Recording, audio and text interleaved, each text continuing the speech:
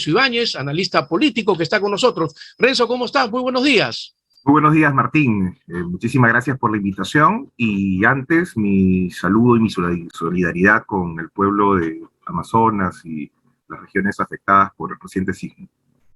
Sí, efectivamente, bueno, tenemos que estar preparados. Tú sabes que el Perú es un país altamente sísmico, estamos en el cinturón de fuego y tenemos que estar prevenidos. La mejor cultura de la prevención es la capacitación.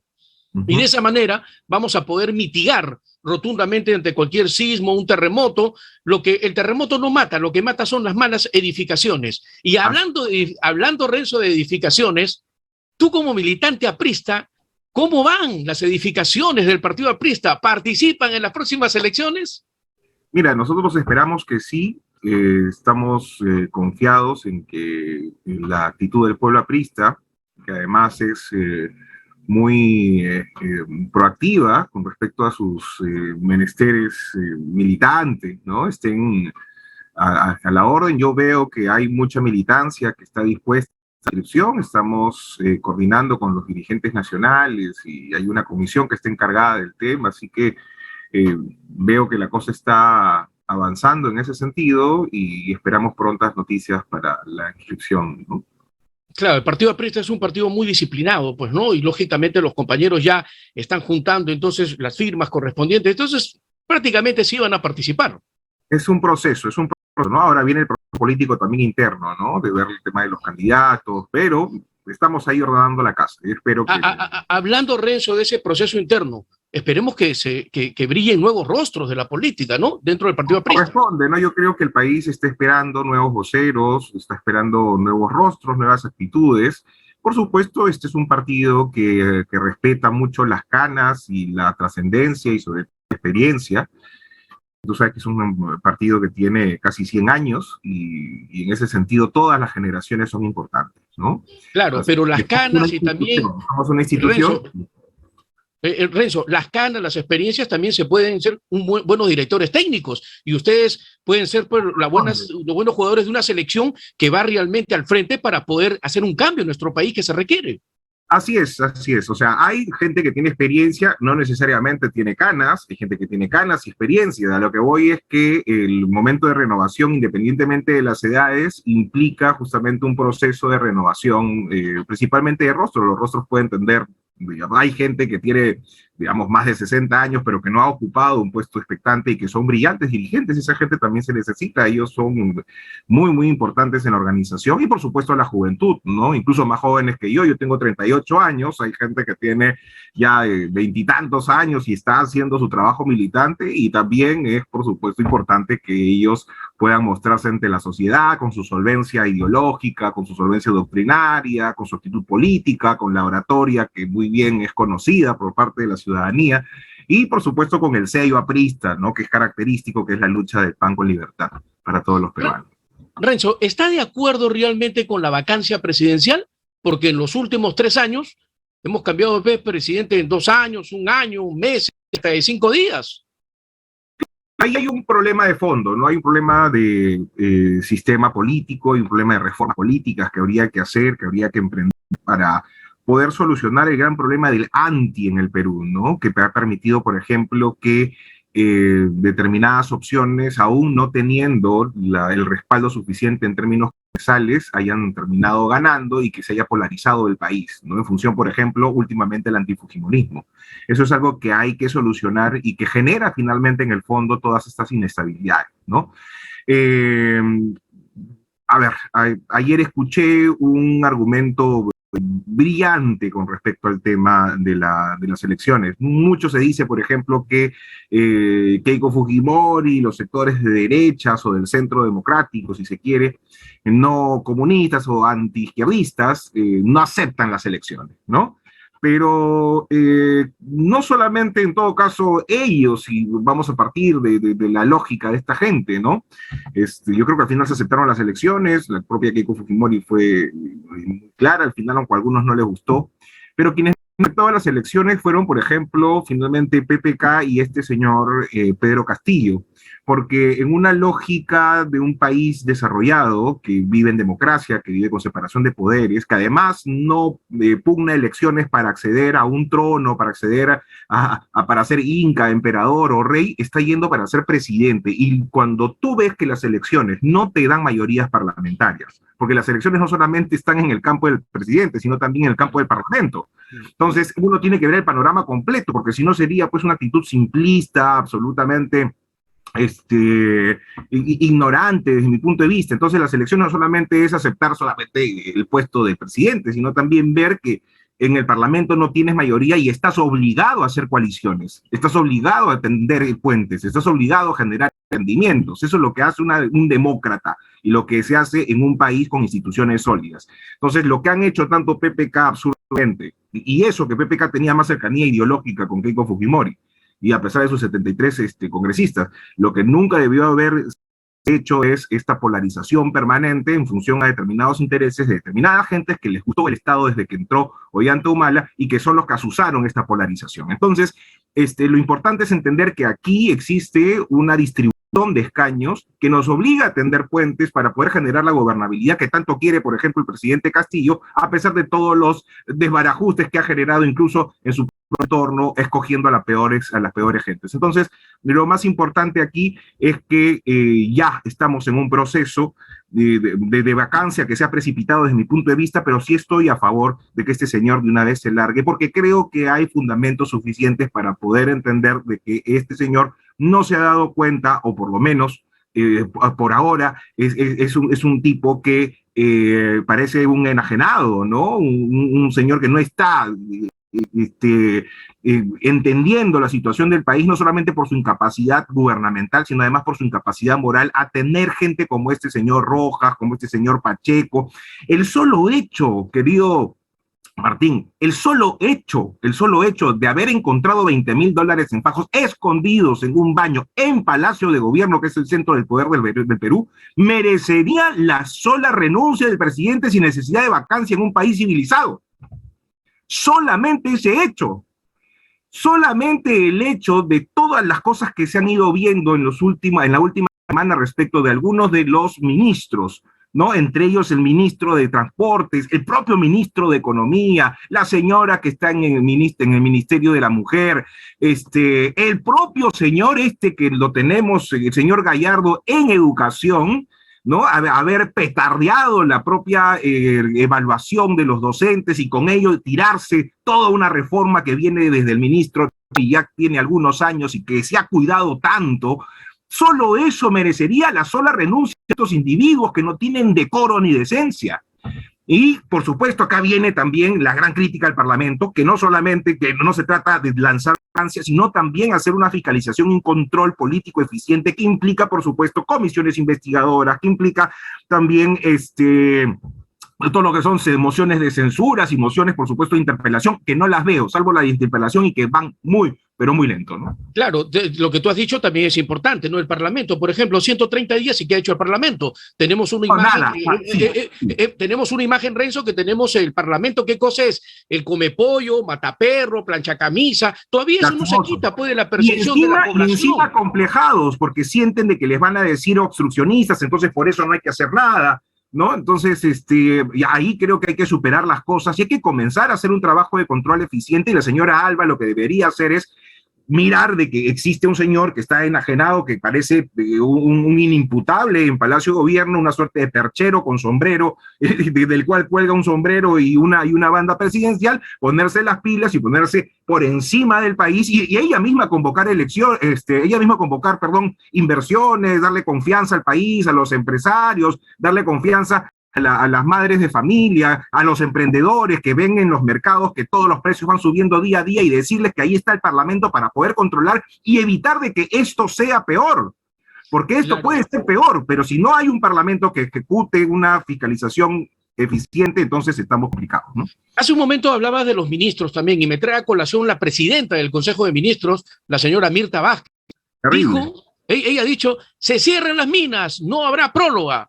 No habrá más concesiones. ¿Qué nos puedes decir al respecto? Terrible, ¿no? Terrible porque, a ver, en esta señora o a esta señora se le confió prácticamente el país pensando que podía ser una suerte de prácticamente presidenta de facto, ¿no? Aprovechando que el señor no tiene pues ni un tipo de decisión racional, pero claro, ya se le conocía que era una señora antiminera, que venía desde las izquierdas radicales, sin ningún tipo de talento más que el que nos cuentan y nos dicen sus amigos en los medios de comunicación.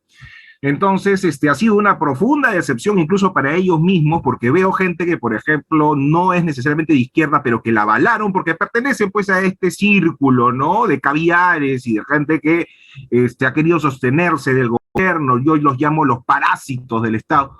Y algunos, por ejemplo, que son voceros de esta gente, como por ejemplo la señora Rosa María Palacios, el señor Álvarez Rodríguez, que no son necesariamente de izquierdas, que son más bien liberales, pero son profundamente anti-fujimoristas, la sustentaron, digamos, ¿no? La solventaron, de alguna manera la sostuvieron, y ahora pues ven que esta señora está yéndose por otro lado. Ahora, lo peor de esto es la incertidumbre que genera, porque ya la señora vino, dio la sensación que el otro día escuchaba a Enrique Gersi que hizo un análisis interesante, ¿no? O sea, no se puede explicar cómo una torpeza de esa magnitud, ella además conociendo, estando en el rubro de las minas, aunque del otro lado, no sepa de que esto del cierre de minas es una cosa más bien flexible, que hay una serie de procedimientos que se tiene que dar, que no es la PCM la que tiene que negarlo. Entonces resulta como más bien un acto prácticamente electoral, ¿no? A sabiendas que en cualquier momento se va a ir, entonces necesita afianzar su posicionamiento de izquierda antiminera y ha aprovechado este palco un poco para generar y soliviantar este tipo de actitudes, de tal manera que ella quede como la gran representante de la antiminería en el Perú. Bueno, resulta que después ha ido retrocediendo, un desastre, ¿no? Un desastre. Esa señora también debería irse a su casa y ya plantear las cosas como corresponde. El gran problema es que debería haber una estrategia en el Parlamento que no la veo hasta el momento, ¿no? Renzo, el día de ayer fue la marcha por la vacancia hacia el presidente, ¿no? Una marcha que se dio el día de ayer. Esta marcha que se convocó realmente todo. Tú sabes el tema de convocatoria, porque el Partido Aprista cuando ha hecho convocatoria, pues era convocatoria multitudinarias, ¿no? ¿Qué te pareció realmente esta convocatoria? ¿Está tibia, está fría? ¿Ha sido una multitud que ha ido todo el pueblo? ¿Cómo tú la calificas? Este es un proceso. Yo vi que había una marcha nutrida, ¿no? Había una marcha nutrida. Al hablar de nutrida, ¿de qué estamos hablando? ¿De cuánta gente? Bueno, no he visto exactamente los números, pero a mí me pareció nutrida, me pareció importante, ¿no? Me pareció que había una convocatoria de muchos colectivos, de gente gente que no he visto, por ejemplo, de mi propio entorno, gente que no la había visto marchar nunca, se animaron a ir, o gente que no estaba, por ejemplo, en la vacancia, a favor de la vacancia, pero que sí está en contra de Pedro Castillo, aprovecharon ese espacio para poder llegar y abultar la marcha de tal manera de que sea también un espacio de presión para el gobierno, ¿no? O sea, una marcha no solamente tiene el objetivo formal con la convocatoria, que en este caso era la vacancia, sino también una forma de presión, ¿no? Al gobierno para que haga las cosas mejor. Y hay mucha gente que de repente no estando a favor de la vacancia incluso ha ido. Entonces, me dicen, he conversado con gente que ha habido bastantes personas y eso me parece interesante. Pero yo creo que este es un movimiento increciendo, ¿no? Ese es un movimiento que no va a parar. Hoy día hemos visto que propias encuestas. A ver, las grandes movilizaciones que tiene el país, nuestro país, por ejemplo, no tiene esa vena de acción colectiva, como si lo tiene, por ejemplo, Argentina o tienen los chilenos, ¿no? Que prácticamente salen a la calle todos los ciudadanos y siempre son marchas, pues, exuberantes, si se quiere, ¿no? Es que ahí, Renzo... Somos un poco desafectos por nuestra propia informalidad. Sí. Claro, dime. Pero lo que tú dices, sí, o sea, en Argentina, ¿por qué? Porque hay líderes. Acá no tenemos un líder que se haya dicho, señores, yo voy a ser el líder de aquí, de la vacancia, y me voy hasta el final. No tenemos. Ahora, bueno, yo he visto que hay gente hay políticos que tienen la intención de hacerlo, entre ellos, por ejemplo, el propio López Aliaga, quien convocó a la marcha. Yo, vamos, el señor a mí me cae bien, me parece un tipo muy simpático. Bueno, no estoy de acuerdo con muchas de sus ideas, pero hizo lo suyo, está haciendo lo suyo, está haciendo su activismo. A lo que voy es que finalmente las marchas en el Perú han sido muy pocas, las grandes, como por ejemplo de los cuatro suyos, pero siento que sí hay una marcha que va por dentro, ¿no? Como las procesiones. Y esas son, por ejemplo, las encuestas, que son más importantes en este momento para saber cuál es el ánimo de los ciudadanos. Y hoy día hemos visto una encuesta del IPE que ha demostrado que, por ejemplo, el señor Pedro Castillo tiene casi más de 60% de rechazo y tiene un 25% de aprobación, con lo cual es evidente que hay una marcha multitudinaria en las casas de los peruanos y en la preocupación cotidiana, en los mercados y, por supuesto, en los colegios que están en este momento vacíos porque los niños no pueden ir por falta de capacidades de tanto de los ministerios como el propio presidente y la primera ministra. Entonces, yo creo, Renzo, ¿sabes qué? Que muy pronto en el Perú va a haber una gran marcha también. Sí, pero ¿sabes cuál va a ser? ¿Sabe cuál va a ser la gran marcha? Contra que exija el pueblo en estos momentos los proyectos al Congreso de la República, porque la delincuencia en nuestro país es desbordado, por el amor de Dios. Todos los días sicariatos, robos que hay, y las penas no se cumplen. En los delincuentes juveniles hoy en día le roban y le dicen, no, usted no va preso porque el celular no alcanza realmente la normativa que dice la cantidad. Pero sin embargo, hoy en día los menores se están cometiendo graves cosas ilícitas que creo, Renzo, que deberían ser juzgados como adultos, ¿no? Y aparte de eso, que tenemos el 60% de todos estos robos son ejecutados por los extranjeros. Ajá. Yo lo que creo es que ahí hay bastantes elementos que no solamente tienen que ver con un problema de leyes, ¿no? Porque para hacer populismo penal, pues ahí están las leyes y lo podemos hacer, pero con eso no va a bastar. Hay un problema más bien de coordinación de los poderes públicos, y ahí tiene que ver, por ejemplo, la Fiscalía, tiene que ver, por supuesto, el Poder Judicial, el Parlamento también para ordenar las cosas, y sobre todo, quien tiene la sartén por el mango para ejecutar las cosas, porque tiene la policía, porque tiene los elementos, porque tiene los recursos, es justamente el gobierno.